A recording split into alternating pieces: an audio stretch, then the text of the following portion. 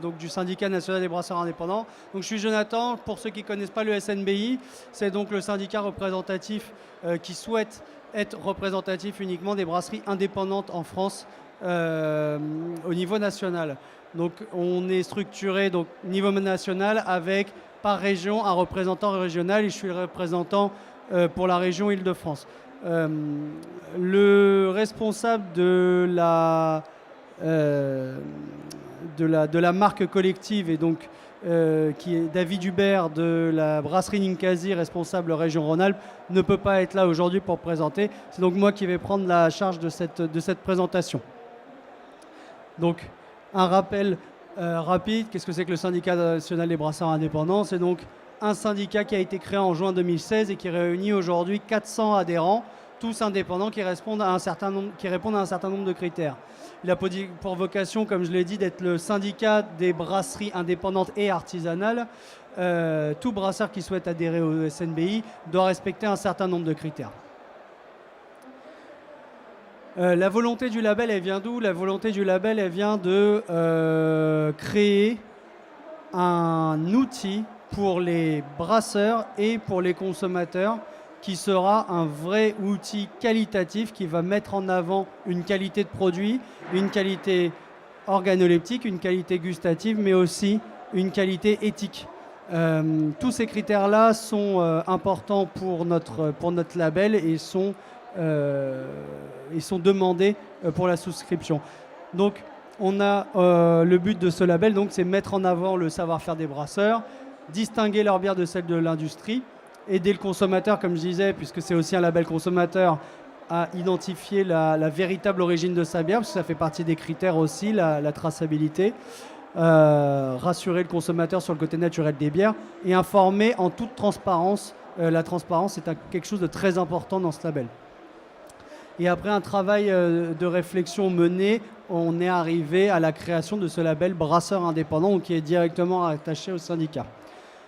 Le label, pour l'avoir, c'est 10 critères spécifiques. Donc 10 critères qui sont, pour la plupart, reliés aux critères de base pour adhérer au SNBI.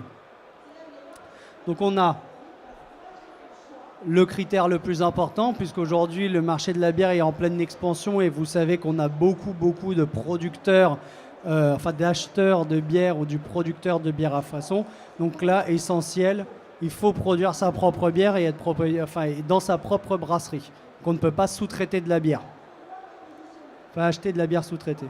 Ma brasserie est située en France, bien évidemment. Donc ça paraît être un peu redondant, mais c'est aussi très important à préciser, puisqu'on a certaines fois des gens qui peuvent essayer de noyer le poisson en disant qu'ils ont une brasserie, mais elle n'est pas en France. Bon, et au final, c'est de la sous-traitance.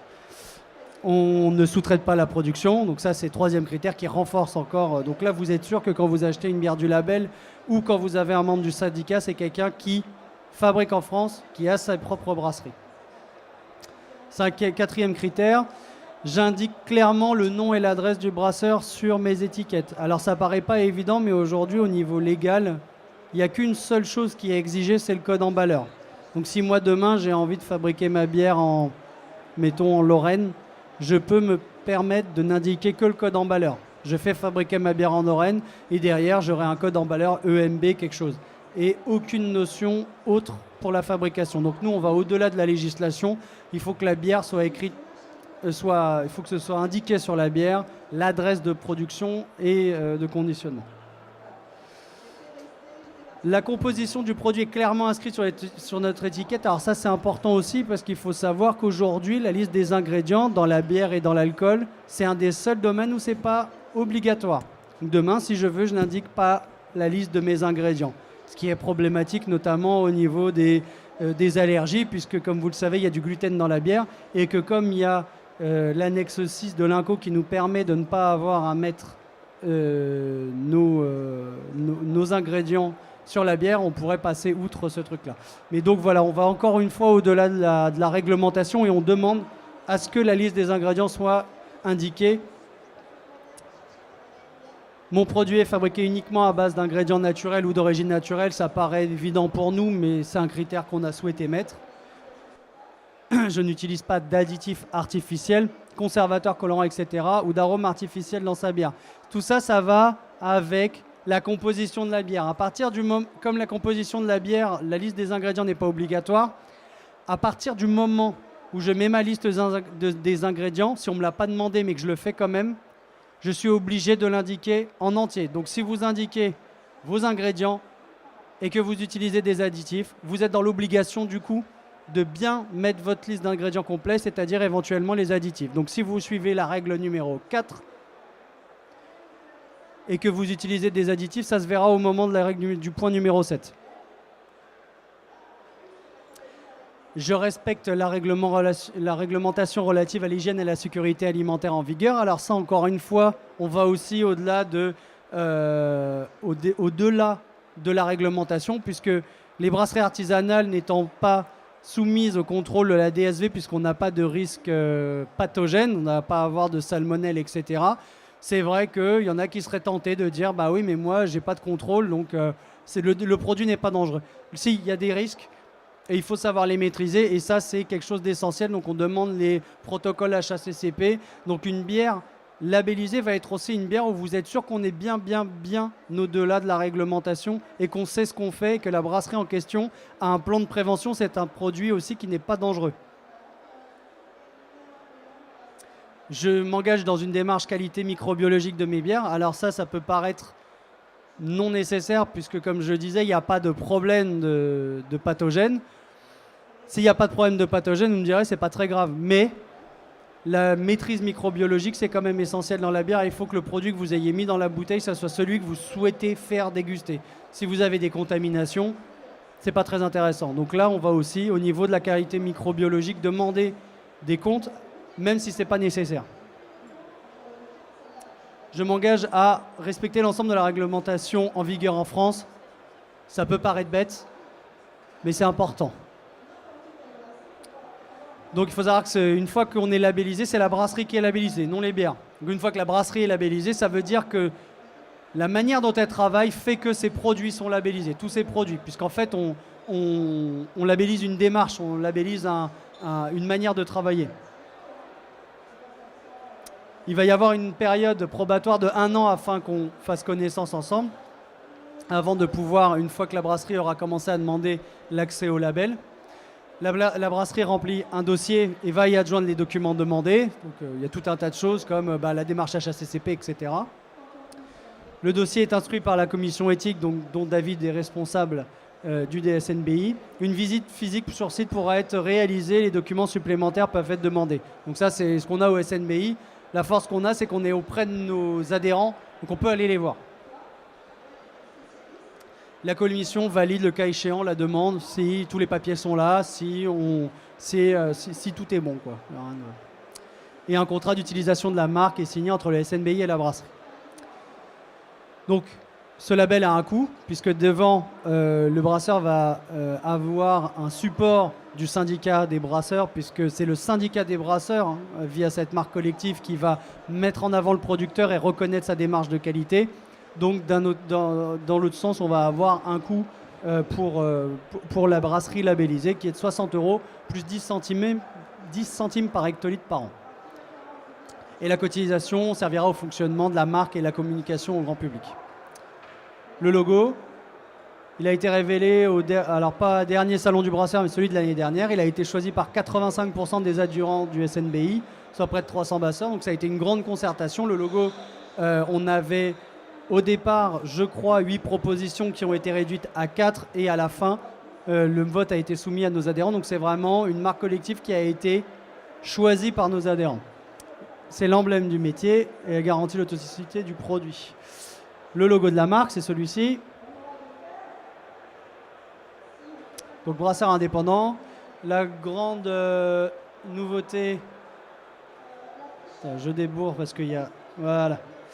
Alors, oui, voilà. Alors la grande nouveauté par rapport à l'année dernière, c'est que récemment, on a décidé que la couleur comptait peu, parce qu'au début, on avait une gamme de couleurs réduite. Et le problème, c'est que les brasseries indépendantes ont beaucoup de choix dans leurs étiquettes. Et donc, on a décidé de laisser le choix de la couleur libre. À partir du moment où c'est monochrome, on peut adapter la couleur du label à son étiquette.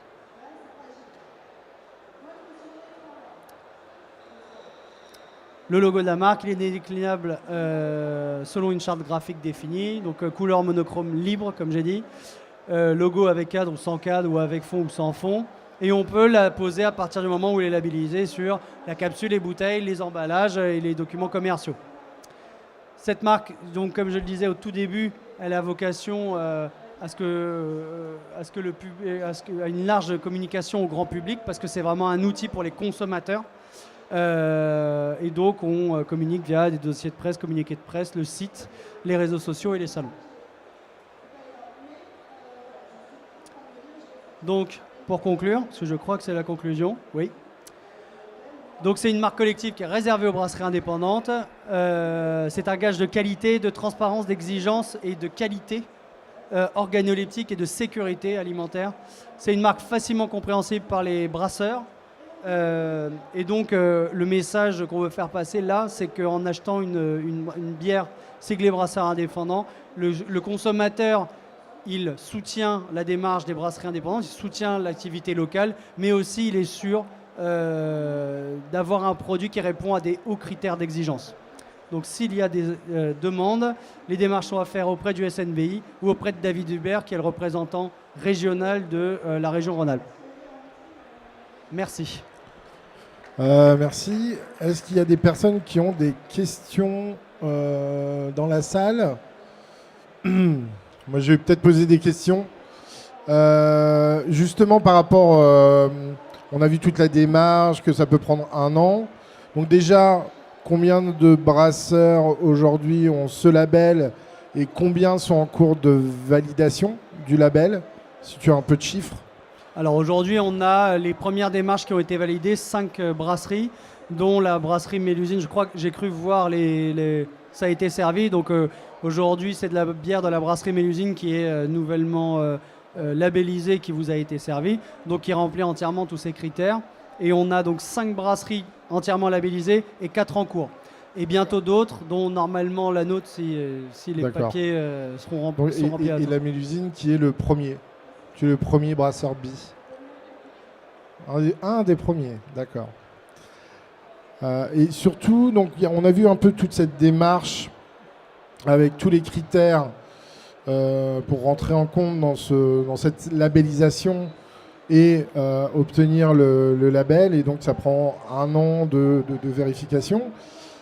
Mais l'association, le syndicat, le SNBI, quand vous avez des membres, des adhérents déjà de base des brasseries, est-ce que juste le fait d'être adhérent et d'être validé par le syndicat en tant que brasseur indépendant, puisqu'il y a déjà des vérifications au niveau du syndicat pour pouvoir adhérer, il faut être un brasseur indépendant, il faut être artisan. Est-ce que c'était pas juste, est-ce que ça ne suffisait pas juste en fait pour avoir ce label? Alors non, justement, cet outil-là, alors justement ça tombe bien, on est sur le tableau.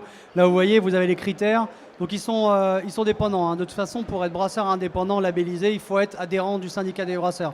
Ce qui veut dire que les 4 premiers critères sont en commun sur les deux, sur le label et sur le syndicat des brasseurs.